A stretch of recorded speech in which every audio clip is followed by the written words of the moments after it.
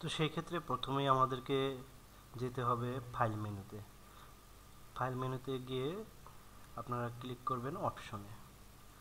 অপশনে গিয়ে customise ribbon, এখানে যে কাস্টমাইজ রিবন আছে, এই যে এখানে এই কাস্টমাইজ রিবন, এখান থেকে কাস্টমাইজ রিবন, এখানে কাস্টমাইজ রিবনে ক্লিক করবেন। কাস্টমাইজ রিবনে ক্লিক করার পরে এখান থেকে আসতে হবে এই যে ডেভেলপার অপশনে।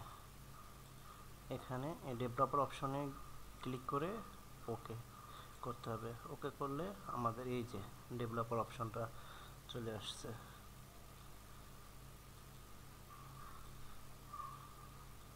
এই যে ডেভেলপার অপশন।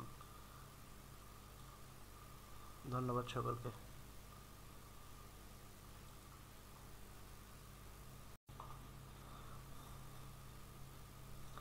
আসসালামু আলাইকুম, আশা করছি সকলে ভালো আছেন। আজকে দেখাবো মাইক্রোসফট এক্সেলে কিভাবে এই যে ডেভেলপার অপশনটা এনাবল করতে হয়।